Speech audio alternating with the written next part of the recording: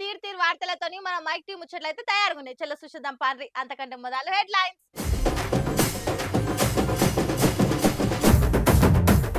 వారణాసిలో నామినేషన్ వేసిండు మోడీ సారు. మూడోసారి కూడా బీజేపీదే అని చెప్తుండు జోరు. పైలట్ రోహిత్ గానొచ్చిండు పొంగులేటి పోయే విమానంలా. కాంగ్రెస్ లో ఏం కథ నడుస్తుందని జనాలు అనుమానంలా. మెగా ఫ్యామిలీలో పంచాది లేపుతున్న నాగబాబు కామెంటు. పరాయోళ్ళని బన్నీనే అన్నడా అని చర్చ నడుస్తుంది హాటు. ఈసారి లోక్సభ ఎన్నికలల్లా ఎట్లకైనా కమలం పువ్వు పార్టీని దొక్కేయాలని కంకణం కట్టుకుంది కాంగ్రెస్ పార్టీ. అందుకోసం షాన్నేదాన్లాడుతున్నది. రాహుల్ గాంధీ జోడో యాత్ర చేసి పార్టీలో జోరు పెంచిండు. పాంచ్ న్యాయ్ పేరుతోటి మేనిఫెస్టో పెట్టిర్రు. అయినా కూడా కాంగ్రెస్ కు 40 సీట్లు వచ్చేంత సీన్ లేదని ఎడ్డిస్తుండు ప్రధాని మోడీ సారు. అక్క ఆరాటమే గాని బావ బతికేటట్టు లేడన్నట్టు కాంగ్రెస్ వాళ్ళు ఎంత తన్లాడినా 40 సీట్లు వచ్చేది కూడా గగనమే అని అంటున్నాడు ప్రధాని మోడీ సారు. ఎన్డీఏ సునామీలో చేతి పార్టీ కొట్టుకపోవడు ఖాయమే అని అంటున్నాడు. ఈసారి లోక్సభలో ప్రధాన ప్రతిపక్ష హోదా కూడా గల్లంతవుడు పక్కా అని శాపనార్థాలు పెడుతున్నాడు. మా ఎన్డీఏ కూటమి 400 సీట్ల పక్కా గెలుస్తున్నామని ధీమాతోటి చెప్పుకొచ్చిండు. వారణాసిలో నామినేషన్ అయిపోయినప్పుడు ఇట్లా సురుకులు పెట్టిండు సారు. యూపీ పబ్లిక్ కాంగ్రెస్ ను పాపిని చూసినట్టు చూస్తున్నారు. ఏపీ పబ్లిక్ దగ్గర కూడా రాణిస్తలేరు. ఏడికి పోయినా చీ కొడుతున్నారు. మాకే జై కొడుతున్నారని మోస్ట్ కాన్ఫిడెంట్ తో ఉన్నాడు మోడీ సారు. రాహుల్ గాంధీ వయనాడుకెళ్ళి వారిపోయి రాయ్బరేలీకి మకాం మార్చిండని సురుకులాంటిచ్చిండు. మరి సొంత రాష్ట్రం గుజరాత్ లో గెలవలేకనే సారు భక్తులు ఎక్కువ వారణాసికి మకాం మార్చిండా అని కాంగ్రెస్ వాళ్ళు కూడా సురుకులు పెడుతున్నారు. ఎలక్షన్ల రిజల్ట్ వచ్చేదాకా ఇవ్వాలనే గిట్లనే ధీమాతో ఉంటారు. రిజల్ట్ వచ్చినాక బయట వార్త అది కమలయాల భాగోతమని ఎడ్డిస్తున్నారు. అయితే ఇదే ముచ్చట్ల కేసీఆర్ సార్ కూడా నేను ఇంట్రెస్టింగ్ ముచ్చట్లు మాట్లాడుకొచ్చిండు. కేంద్రంలో ఎన్డీఏకి గానీ ఇండియాకి గానీ స్పష్టమైన మెజార్టీ వచ్చేటట్టుగా అనిపిస్తలేదు. ఖచ్చితంగా ప్రాంతీయ పార్టీలదే హవా ఉండబోతున్నది. ఆ టైంలో నేను బి ప్రధాని క్యాండిడేట్ నే అయితా అని అనుకొచ్చిండు. ఆ టైంలో మా కథనేందో చూయిస్తామని చెప్పుకొచ్చిండు. మరి ప్రాంతీయ పార్టీలకు అంత సీన్ ఉందా అని అంటే లేదనే చెప్పుకోవాలి. నదులన్నీ కలిసి సముద్రాలు కలిసినట్టు ప్రాంతీయ పార్టీలన్నీ మళ్ళా కేంద్రంలో ఏదో ఓ జాతీయ పార్టీతోటే జట్టు కడుతున్నాయి. కేంద్రంలో ప్రాంతీయ పార్టీలు చక్రం దీపే సీన్ ఇప్పటికైతున్నట్టుగా అనిపిస్తలేదు. ఎందుకంటే మోడీ పతారు ఏం పలసవలేదు. ఈ తాపింగ జనత గట్టిగానే ఉన్నదని చెప్పక తప్పది. కానీ కాంగ్రెస్ వాళ్ళు ఆల మిస్టేక్లను సగబెట్టుకోకుండా మళ్ళా పాత తప్పులే చేసుకుంటా పోయి మోడీని ఓడిస్తామని అంటున్నారు. కానీ కింది స్థాయిలో పరిస్థితి కనిపిస్తలేదు. ఈ తాప ఎన్డీఏ కూటమికి సీట్లు తగ్గొచ్చేమో గానీ ఎన్డీఏదే మళ్ళా పవర్ అని అన్ని సర్వేలు కూడా కూస్తున్నాయి. ఆ కాన్ఫిడెన్స్ తోటే మోడీ సార్ మళ్ళా నేనే పీఎం అనే ధీమాతో ఉన్నాడు. కాంగ్రెస్ కు 40 సీట్లు కూడా రావని ఎడ్డిస్తున్నాడు. మరి చూడాలి ఏమైతుంది ఆఖరికి. ఓట్ల పండుగ ఒడిచిపోయింది కదా, ఇక ఏం పెద్ద వార్తలుంటాయి. గరం గరం రాజకీయం ముచ్చట్లేం ముంగట పడతాయి అనుకున్నారేమో, గట్లేం లేదు. ఇగో ఖమ్మం కాంగ్రెస్ లీడర్ల కథ చూస్తుంటే మళ్ళేమో పెద్దగానే మోపు చేసినట్టున్నారు గాని. ఇప్పుడేం చూసిరు మా రాజకీయము ఎంపీ ఎలక్షన్ల రిజల్ట్ రానిరే ఆట చూస్తా చిట్టా చిట్టా చిట్టా చిట్టా ఎయ్ అని ఆర్ఆర్ వేసుకొని మరీ ఆడిస్తాం అన్నట్టే చెప్పుకొచ్చారు కదా కాంగ్రెస్ వాళ్ళు. అయితున్న ముచ్చట్లు చూస్తుంటే ఏదో పకడ్ బందీగానే ప్లాన్ చేసావు మైక్ అనే తట్టే చేస్తున్నారు. హైదరాబాద్కి వెళ్ళి కేరళలో ఉన్న కొచ్చిన్ పోయేందుకు విమానంలో బయలుదేరిండు మంత్రి పొంగులేటి సారు. ఇక ఆయనతో పాటుగా ఖమ్మం ఎమ్మెల్యేలు కూడా ఉన్నారు. వాళ్ళుంటే ఏం కాకపోగాని అందులోనే తాండూరు మాజీ MLA BRS leader pilot Rohit Reddy కూడా ఉన్నాడు. ఇది ఎక్కడి కథరో కార్ పార్టీ నేత రోహిత్ రెడ్డి విమానంలో ఈలతోనేం చేస్తున్నాడు? ఆయనతో కలిసే పోతున్నాడా? ఈలతోని లోపల ఏమైనా మతలం నడుస్తుందా? కలిసేది ఉంటే ఈడు దీన్నే కలిపి వచ్చిన దాకెందుకు పోతున్నట్టు అని అనుకుంటే సోషల్ మీడియాలో పొలిటికల్ సర్కిల్ తీరొక్క డౌట్ వస్తున్నాయి కానొస్తున్నాయి. మరి ఇక లోపల ఏం నడుస్తుంది, ఆఖరికి ఏం తేలుతుంది, రాయికేం ఎటు తిరిగి ఎటు మరలుతుంది అనేది రేపు చూడాలిగా. కానీ ఓట్లు అయిపోగానే ఏదో పావులు కదుపుతున్నారంటే ఆయనతో రిజల్ట్ వచ్చినాక ఏమేమవుతుందో చూడాలిగా. ఆంధ్ర ఓట్లేమో గాని మెగా ఫ్యామిలీ అల్లు ఫ్యామిలీ నడుమ జవడం పెట్టినట్టున్నాయి కదా. పిఠాపురం నుంచి పవనాలు పోటీ చేస్తుంటే మెగా కుటుంబము అల్లు అరవింద్ సార్లంతా పోయి ప్రచారం చేసి మద్దతు ఇచ్చారు. అదే టైంలో బన్నేమో పంకపాటి క్యాండిడేట్ శిల్పారవికి సపోర్ట్ గా నంద్యాలకు పోయిండు.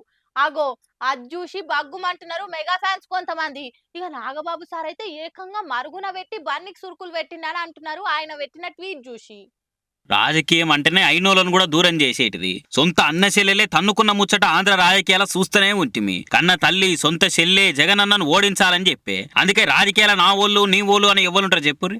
ఆ సంగతి పక్కకు పెడితే మొన్న బన్నీ చేసిన పనితోటి నా బాబు సార్ బాగానే బాధపడుతున్నట్టున్నాడు. ఇంటి లాదులంతా పిఠాపురం వచ్చి పవన్ కు సపోర్ట్ ఇచ్చి ప్రచారాలు చేస్తే బన్నీ మాత్రం ఒక ట్వీట్ వేసిండు గంతే. అటెంకాయన దోస్తు వైసీపీ క్యాండిడేట్ శిల్ప రవికి మద్దతుగా నంద్యాలకు పోయిండు. ఇక అది చూసి నా బాబుకు బాగా మండినట్టున్నది. మనతోటి ఉన్ననోడు మనోడైన పరాయోడే మనతో ఉండే పరాయుడైన మనోడే అని ట్వీట్ చేసిండు. ఇక పక్క బన్నీకి గురి పెట్టిన సుర్కే ఇది అని అంటుర్రు అంతా. అయ్యా నా బాబు గారు, మీరు అన్న మాటకే వద్దాము. పెడితే పెళ్లి కోరుడు లేకుంటే సాగు కోరుడు ఏమైనా పద్ధతేనా? మన అభిమానులు వేరే పార్టీలలో ఉండొద్దు అని అంటున్నావు. మరి మీ అభిమానులతోటి మంది పార్టీల జెండాలు మోయించడం మంచి పనేనా? మరి మీరన్నట్టే వేరే పార్టీల ఫ్యాన్స్ మీ సినిమాలు చూసుడు కూడా కరెక్ట్ కాదనుకుంటా. పవనాలకు సపోర్ట్ చేస్తే మంచోడు లేకుంటే గుంట నక్కనా అని అనుకుంటా మస్తు కరుచుకుంటున్నారు ఈ ట్వీట్ చూసిన వాళ్ళు కొందరు. మరి 2014 టీడీపీ వాళ్ళు మిమ్మల్ని అనరా అని మాటలు అన్నారు. అయినా కూడా పోయి అలా సంకెక్కలేదా? మీ తమ్ముడు అవసరం ఉన్నప్పుడల్లా సైనికులతోటి మాయావతి పార్టీ కానించి ఎర్ర జెండాల దాకా అందరి పార్టీల జెండాలు పోయించలేదా? పవనాలు వాళ్ళ దోస్తు చంద్రాలను మద్దతుగా నిలబడ్డట్టే బన్నీల దోస్తు కోసం మద్దతుగా పోయిండు. తప్పేమున్నది? పార్టీలు కాకుండా మనుషులు ముఖ్యం కదా.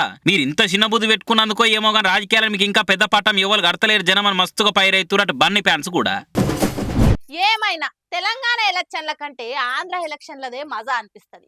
ఎందుకంటే సినిమాలు చూసినట్టే ఫైటింగ్లు, షేజింగ్లు, ఈవీఎంలు ఎత్తుకపోవుడు, బాంబులు ఎసురుకునుడు, నెత్తులు వలగొట్టుకునుడు, అప్పో సీన్ కు మైండ్ పోయే ట్విస్ట్లు అవుతుంటాయి. మరీ రష్యా ఉక్రెయిన్ యుద్ధం లెక్కనే జరిగిన ఆంధ్ర ఎలక్షన్లల్లా జనం ఎవరికి జయగొట్టిర్రు? ఆంధ్ర ఎలక్షన్లు అయినట్టు దునియాల ఏడగావు కావచ్చు. ఈ తాప అంత సమరమైంది. నెత్తులు పక్కన వలగొట్టుకుని నెత్తురు జిందిచ్చిరు ఒక్కో కాడ. 3 పార్టీల కూటం ఒక దిక్కు, జగనన్న ఒక్కడొక దిక్కు. అభివృద్ధి సంక్షేమం అన్న నినాదాలతోటి జగనన్న ఓట్లు అడిగిండు. మీకు మంచి అయితేనే ఓట్లేయమన్నాడు. ఇక సైకిల్ పార్టీలేమో జగన్ రాష్ట్రాన్ని లూటీ చేసిండు, రాజధాని లేకుండా చేసిండు, ల్యాండ్ టైటిలింగ్ చట్టం తెచ్చిండు, భూములు గుంజుకుంటాడని ప్రచారం చేసిరు. ఆంధ్రాల భూములకు ధరలు తగ్గేందుకు జగన్ విధానాలే కారణమని రచ్చలేపిర్రు. పంచులు తప్ప అభివృద్ధి కించిత్తు చేయలేదని నొక్కి వక్కానిచ్చిర్రు. ఇంత చేసిన వారు మాత్రం వన్ సైడ్ అయినట్టు కనిపిస్తలేదు. కూటమికి జగనన్న నడుమ ఫైటింగ్ ఐసీకి తైసన్నట్టే నడిచినట్టు తెలుస్తున్నది. రాయలసీమ, ఉత్తరాంధ్ర, కోస్తాంధ్రాలు ఎక్కువ శాతం జనము జగన్ పాలన మీద తృప్తిగానే ఉన్నట్టు పడ్డ ఓట్లను బట్టి చెప్తుర్రు. కానీ గాలి ఒక్కలు దిక్కే బలంగా లేదు. ఎందుకంటే కూటమి కూడా గట్టి పోటీనిచ్చింది. బయట దేశాలకు వెళ్ళి వచ్చిన వాళ్ళు, బయట రాష్ట్రాలు ఉంటున్న వాళ్ళు, హైదరాబాద్కి వెళ్ళి పోయిన వాళ్ళంతా కూటమికే జిందాబాద్ కొట్టిరని అంటున్నారు. కానీ ఊర్ల పొంటి జనము, సంక్షేమ పథకాల లబ్ధిదారులంతా జగనన్నకే జయగొట్టిరట. ఈ టాప్ ఎలక్షన్లలో pro Jagan versus anti Jagan ఇదే ట్రెండ్ నడిచిందని అంటుర్రు. ముఖ్యంగా మెజారిటీ దళితులు, బీసీలు, ఎస్టీలు, ముస్లింలు, రెడ్లు జగన్ దిక్కున్నారు. అదే టైంలో అర్బన్ ఏరియాలు ఉండేటోళ్ళు, చదువుకున్నోళ్ళు, ఉద్యోగులు, టీచర్లు, కమ్మ వర్గము, కాపు సామాజిక వర్గంలో కొంత యువత, అట్లే ఇంకొన్ని అగ్రకుల పోలు కూటమి దిక్కున్నారు. అదేగాక భూముల ధరలు తగ్గేందుకు జగనే కారణమని రాజధాని చుట్టుముట్టు జనమంతా కూడా జగన్ కు యాంటీ అయ్యిర్రు. ఇక జగన్ అయితే ఒక్క సంక్షేమ పథకాల లబ్ధిదారులను నమ్ముకున్నట్టు తెలుస్తుంది. మరి ఇట్లా గల్లలు పట్టుకున్నట్టు నువ్వానేనన్నట్టు నడిచిన ఓట్లల్లా జనం ఎవరి దిక్కు మొగ్గు చూపిర్రు, ఎవరికి జయగొట్టిర్రు, ఎవరికి పట్టం కట్టిరన్న ముచ్చట ఇక వచ్చే నెల 4 తారీఖు నాడు బయట పడుతుంది. ఇక అది పడదాకా అంజనం వేసుకున్నాడో, అల్లు పట్టుకున్నాడో, సిల్క జోస్ని చెప్పించుకొని తుర్తివరడో చేసుడే లీడర్ల పని ఉన్నదిగా. ఒకనాడు ఎవ్వరికైనా దుఃఖం వచ్చినా, సంతోషం అనిపించినా ఎవ్వరికో ఒకరికి చెప్పుకుందరు. కానీ ఈ జమానలా అందరు వాట్సాప్ స్టేటస్లు పెట్టుకొని ఫీల్ అవుతున్నారు. గట్లనే ఆంధ్రాలో ఒక ఆయన పెట్టుకున్న వాట్సాప్ స్టేటస్ తోటి ఊర్లే 2 పార్టీల నడుమ పెద్ద లొల్లి పుట్టించింది. ఎవరైనా లొల్లులైనాక వాట్సాప్ స్టేటస్ పెట్టుకుంటారు. పడనోళ్ళకి తలిగేటట్టు కొటేషన్లు పెట్టి సురుకులు అంటిస్తారు. కానీ నంద్యాల జిల్లా పగిడ్యాల మండలం పాతకోట అనే ఊళ్ళే వాట్సాప్ స్టేటస్ పెట్టినాక లొల్లయింది. ఒక ఆయన నంద్యాలలో టీడీపీ గెలిచే ఛాన్స్ ఉన్నది అని అనుకుంటా ఉబ్బాపుకోలేక వాట్సాప్ లో స్టేటస్ పెట్టిందట. ఇక అది చూసి వైసీపోళ్ళు వారే టీడీపీ గెలుస్తాను స్టేటస్ పెడతావురా కచ్రా నా సన్ను తుపేలుగా తిట్టిపోసుకుంటా పొట్టు కొట్టిరిగా. అరే మా సపోర్ట్ అనే బ్రూతల్ గా కొడతారా అని సైకిల్ పార్టీ వాళ్ళు కూడా ఉరుకొచ్చి వైసీపోల గల్లలు పట్టిరు. అట్లా 2 పార్టీల నడుమ పెద్ద యుద్ధమే నడిచింది. అటు ఇంకా ఊరోళ్ళు పోయి ఇడిపించినాక లుల్లి సద్దుమానిగింది. కానీ చూడుర్రి, తెల్లారులేస్తే మోకాలు చూసుకునేటోళ్ళు, ఒక్కూర్లు ఉండేటోళ్ళు పార్టీల కోసం ఇట్లా తన్నుకునుడు, దాకాండ్ల పాలవుడు చూస్తుంటే అలా బుద్ధిని చూసి జాలిపరుడు తప్ప ఏం చేయలేం. ఒడిచినాయి అమ్మా, అన్ని ఒడిచినాయి. మొన్నటి దాకా ప్రచారాలు, సభలు అనుకుంటా గడిబిడుంటే నిన్న పోలింగ్ అని ఇంకా బిజీగా ఉండే పబ్లిక్ హంగామా. ఇక 3 రోజులు పట్నం అంతా ట్రాఫిక్ లేకుండా సాఫీగా సాగిపోయింది. ఆ ముచ్చట 3 రోజుల మురుపం అన్నట్టే అయిపోయాయి కదా. ఊర్లలకు పక్క రాష్ట్రాలకు పోయిన వాళ్ళంతా మళ్ళా పట్నం చేరుతుర్రు. ఈ దెబ్బకు ఐఎమ్ బ్యాక్ అన్నట్టు ట్రాఫిక్ మళ్ళా చాలైంది. పొద్దుగాల డ్యూటీకి అని వెళ్తే మధ్యాహ్నం షిఫ్ట్ కు చేరిన ఆఫీస్ కంటే చూడుర్రి రద్దీ ఎట్లుందో ఇయ్యాల.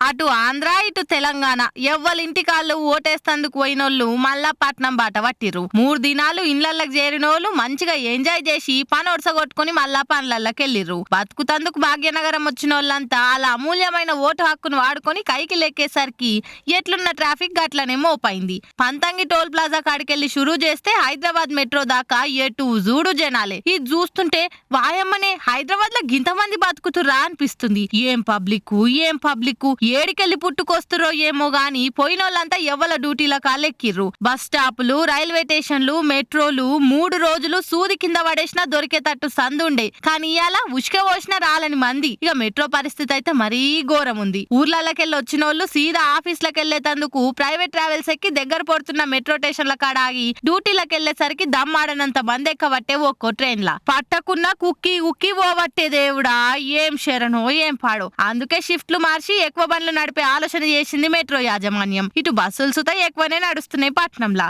ఇక మొత్తానికి పని మీద ఊర్లలోకి పోయినోళ్ళు మళ్ళా ఎక్కడోళ్ళు అక్కడ వచ్చేసి ఎవ్వల పనులు చేసుకుంటుర్రు.